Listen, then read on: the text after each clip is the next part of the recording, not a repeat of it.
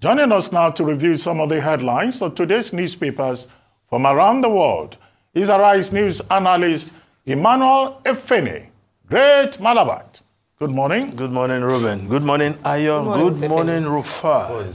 We start the review with this day Nigeria's newspaper of record.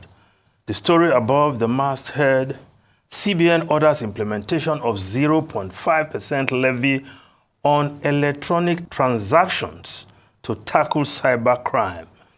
Funds to be remitted to National Cybersecurity Fund administered by the Office of the National Security Advisor.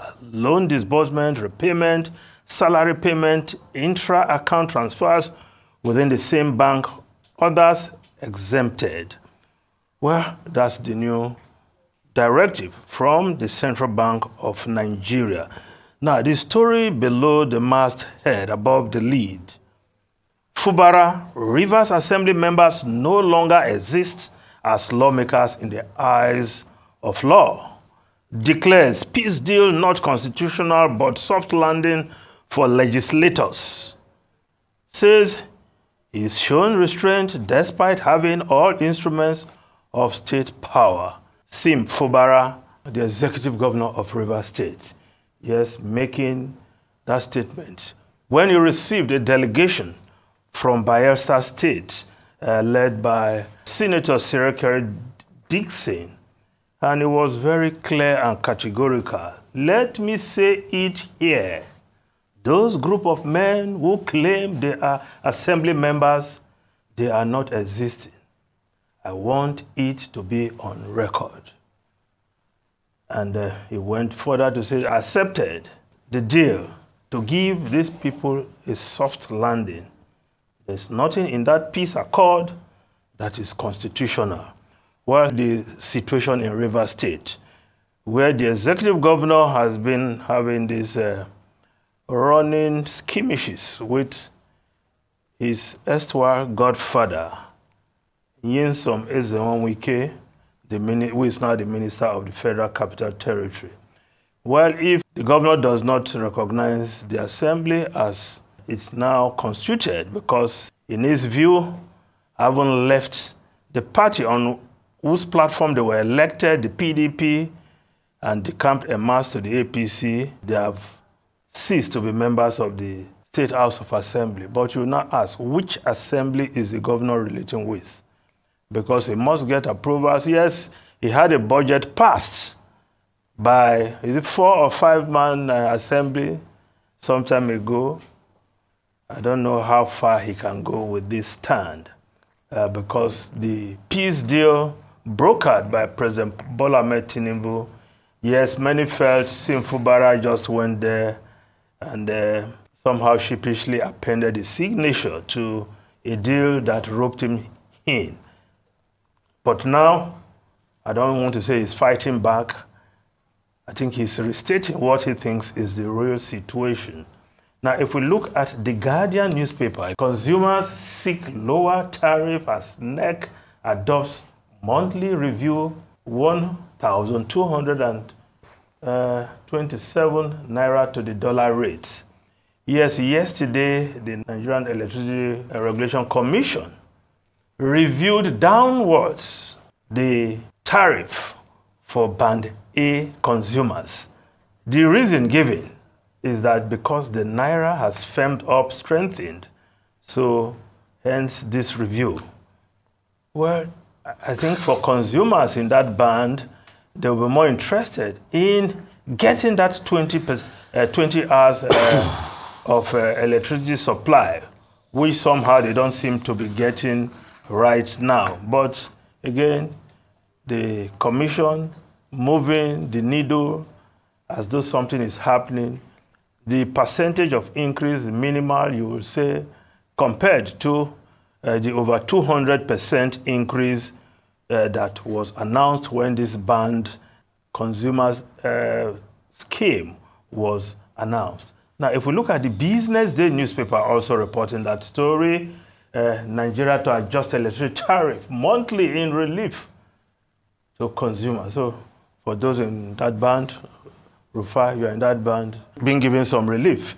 by neck, as it were.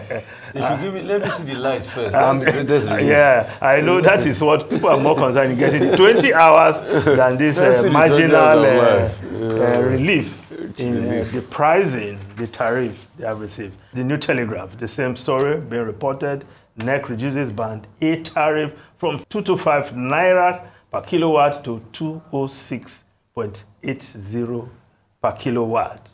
And of course, the Punch newspaper, federal government to ban naira from crypto trading, dollar speculation. Of course, the federal government taking that measure because a lot of the pounding permit that the naira took over the depreciation of the naira was also attributed to the illegal activities of crypto traders. And Daily Trust also reporting that story. Federal government cracks down on illegal crypto traders as SEC rolls out new regulation. If the Nation newspaper, Umai Lagos Calabar Road contract followed due process. And of course, if we just go back to this day newspaper, where the lead story also has that presidency responding to Atiku Abubakar. Presidency, Atiku is distorting facts. Sheyi Tinubu has the right to do legitimate business. True, the son of the president has the right to do business. But the company in which he's a director is an affiliate or a sister company of the company that got this Lagos Calabar highway, coastal highway. And Atiku is saying there's conflict of interest there. Is there conflict of interest? Maybe the line is thin, but when you also recall that the president's sons, Sheyi and his brother, were on the line when the president made that visit to Saudi Arabia, where he went to discuss business, and they were even ahead on the queue, on the line, ahead of the foreign affairs minister. So the line between family, business, and governance, thinning out there. Now, if you just put the Blueprint newspaper, yes, of course, the Blueprint newspaper, presidency tackles Atiku over conflict of interest claim. Now we go over to South Africa, where no black house. It is not staged. And Minister of Electricity in South Africa, Eskom, after it fits and starts that affected the power situation in South Africa, Eskom seems to be doing well again. And the minister is saying, look, it is not staged. This is due to engineering and hard work they have put into the effort to make power supply stable in South Africa. 4 days, no blackout, no blip. Well, somebody is doing something right in South Africa. And if we look at the Business Day newspaper of South Africa, Shell quits forecourt, keeps production. Of course, Shell, International Oil Company, they have pulled out of a company that has several fuel stations in South Africa. And that's what the Business Day is reporting. Now, if we go to the Daily News of Harare in Zimbabwe, dealers staring down the barrel as party balls cheap jail termed for forex violators. Of course, in Zimbabwe, the chief whip of ZANU-PF, who is saying that, look, they are discussing with the finance minister to come up with some strict legislation to ensure that those who try to undermine the new Zimbabwean currency, ZIG, they call it Zimbabwean gold, they will get stiff jail term. And that's what they are discussing there. Now, the Daily Nation of Kenya, Raila Zalama in race for top AU job. Raila Odinga is in the race to become the AU commissioner, and he needs the backing of President Ruto. Should he continue attacking the policies of President Ruto and risk losing the president's support, or keep quiet? It's a dilemma, a place where Raila is not used to keeping quiet. He speaks out when things are not going right. Now, if we look at the Financial Times, U.S. boom and lower inflation set to double trade growth That's in the United States. And of course, there is a projection that the world economy will improve, will grow by 3.4%. Now, the Times of London, yes, no truce yet, says Israel. Of course, the new peace deal put on the table, put together by Egypt and Qatar. And well, Hamas accepted that deal, but Israel has not accepted that deal yet, although they have sent a delegation to Cairo to deliberate, to negotiate that deal. The initial deal which Hamas rejected was crafted with the full input of Israel. But this deal, the difference is that it was put together by Qatar and Egypt. And it has 3 phases. Phase 1 will release some hostages, no war for 42 days. If we keep that, exchange of prisoners, of course, and we move to the next stage, where Hamas is talking about the discussion of final end to the war. And in the stage 3, they will be talking of pulling out of Israel from Gaza. Reuben, Rufai, and Ayo. Where are we? So I think we have talked about this a lot this morning. But, and I want to refer back to, most importantly, the question some people ask as regards the world order and where are we? We are at a time where America's hold on the world was questioned. And we are getting into what I call the Thucydides trap. Thucydides was a writer that talked a lot about the Peloponnesian Wars, where America's world order will be challenged. And we're already getting there. And why it will be challenged is the fact that America's hypocrisy is also writ large, based on what is happening in Gaza. Dr. But you made reference to a letter that some Republicans wrote, senators, pretty much threatening Khan. And Joe Biden has not been able to repudiate them. But this was the same ICC that put Putin on a watch list and said Putin should be arrested to answer for his crime, and Joe Biden was praising the ICC. I ask in the world today, what's the difference between Joe Biden and Putin, if we want to be moral? You say, oh, Russia is fighting a war of aggression in Ukraine. Is Joe Biden not supporting Netanyahu to fight a war of aggression and dehumanize people in Gaza? So what's the difference between Joe Biden and Putin? If you call Putin a war criminal, let's call Joe Biden to a war criminal for what it is. Because you are supporting an onslaught against a people, a genocide, and you are being hypocritical. You are petting Netanyahu at the same time. So at some point, the world order will tilt. I mean, all of this tilted in favor of America in the late 1800s. That's why the likes of Woodrow Wilson could make an input in the League of Nations that never worked. And after the Second World War, they consolidated. Yes, America spends way more than any nation in terms of security and defense. Yes, they have one of the most vibrant economies. But the world order in the next 20, 30 years will not be America's world any longer.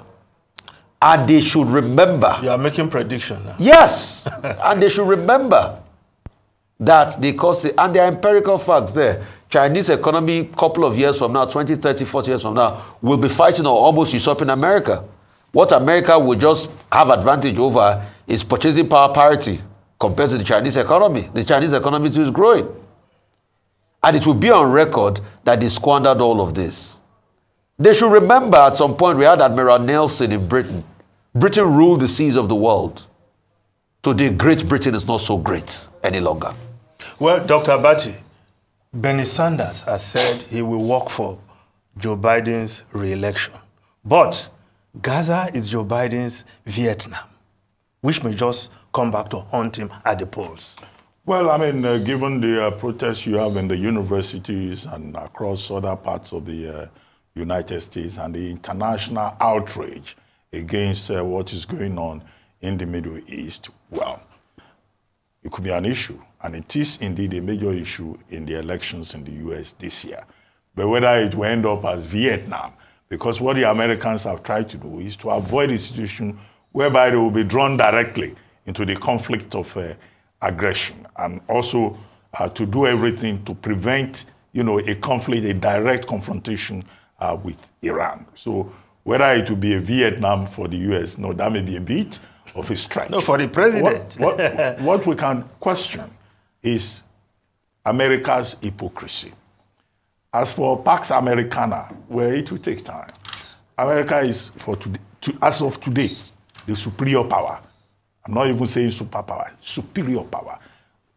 We are in the age of Pax Americana, as I said earlier. They control the sea, they control land, they have the biggest fleet in the world. And the conflict with China also building up with North Korea, it's a different world today.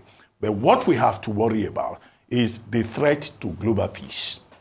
The failure of multilateral institutions, such as the United Nations or the United Nations Security Council.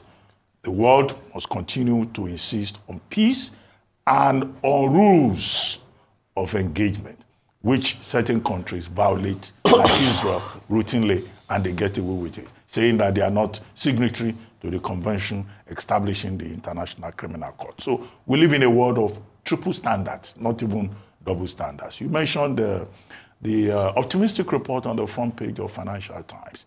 I say optimistic because it's not just Financial Times saying that. They are quoting reports from the OECD, which says there will be growth up to about 2.4% this year, up to about 3.3% next year. Last year, global economic growth was 1%. They're also quoting the World Trade Organization. WTO. The World Trade Organization does not give data on services, but it does on trade. And the World Trade Organization is also saying there will be growth, up to about 2.4. And you have the IMF also confirming that. And what is responsible for this? Inflation going down across Europe, growth, in terms of economic growth, and, stabilizing inflation a little bit in the United States. So all of that is likely to translate into growth. But there's another story, front page of Daily Telegraph, which I thought you would draw attention to, where, the Times of London is reporting that, look, social media, in fact, they called out Facebook, is responsible for most of the crimes that people commit. Yeah. And that, we're in a world now, it's Telegraph, I said. We're in a world now where, according to data from Lloyds is a bank, that most of the crimes that they see, people use Facebook to commit crime. However, the key thing in that story is that the tech giants would have to introduce more controls to make sure that people don't use their platforms to commit crime. All right. Well, thank you very much, Mr. Feni. Oh, I thought you were going to say no, something. we're out of time now. So okay. Yeah. Thank you very much, Emmanuel Feni.